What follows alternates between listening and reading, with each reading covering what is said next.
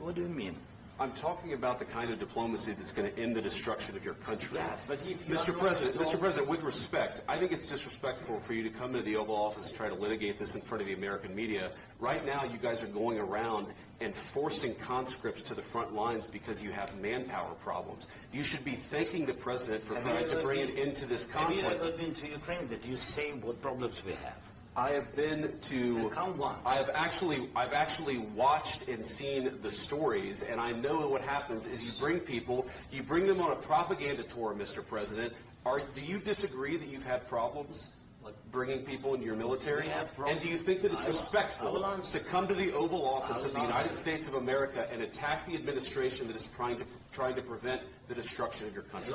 A lot of questions. Let's start from the beginning. Sure. First of all, during the war, everybody has problems. Even you, but you have nice ocean and don't feel now, but you will feel it in the future. God bless. You don't know that. God bless. God bless. You will not have the war. Don't tell us what we're going to feel. We're trying to solve a problem. Don't tell us what we're going to feel. I'm not telling you. Because you're in no position to dictate that. That's Remember exactly what this. You're in no position to dictate what we're going to feel. We're going to feel very good. Feel influence. We're going to feel very good and very strong. You will feel influence. You're right now not in a very good position.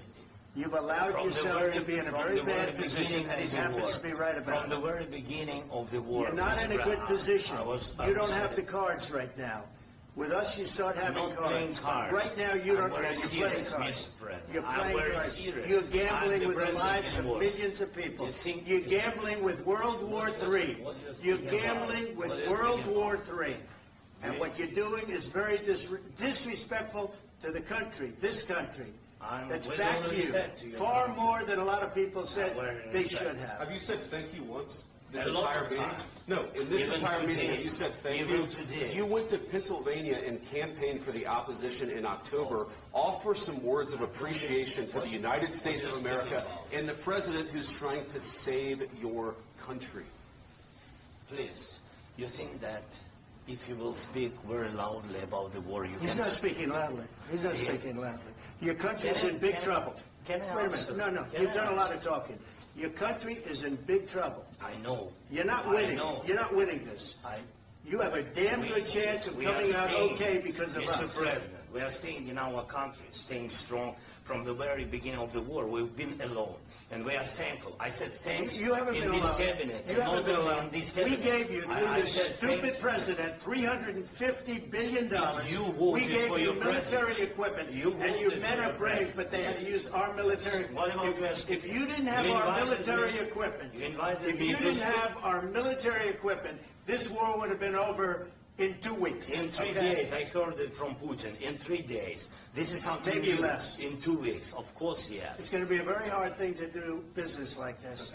Just say thank you. I said a lot of times to American people. Except that there are disagreements, and let's go litigate those disagreements rather than trying to fight it out in the American media when you're wrong. We know that you're wrong. But you see, I think it's good for the American people to see what's going on. I understand, sir. I think it's very important. That's why I kept this going so long. You have to be thankful. You don't have the cards. You're buried there. Your people are dying. You're running low on soldiers. Listen, you're running low on soldiers. It would be a damn good thing. And then you tell us, I don't want a ceasefire. I don't want a ceasefire. I want to go, and I want this. Look. If you could get a ceasefire right now, I tell you, you take it so the bullets stop flying and your men stop getting killed. Of course, we want to stop the war. But you're saying you don't want a ceasefire? But I said to you, I want a ceasefire. With guarantees. Because you'll get a ceasefire faster than an agreement. Ask our people about ceasefire, what they think. That wasn't with me. That wasn't with me. That was with a guy named Biden, who was not a smart person. That was with Obama. It was your president. Excuse me. That was with Obama, who gave you sheets, and I gave you javelins. Yes. I gave you the javelins to take out all those tanks. Obama gave you sheets. In fact, the statement is, Obama gave sheets and Trump gave javelins. You got to be more thankful, because let me tell you, you don't have the cards. With us, you have the cards. But without us, you don't have any cards. One more question for Mr. Vice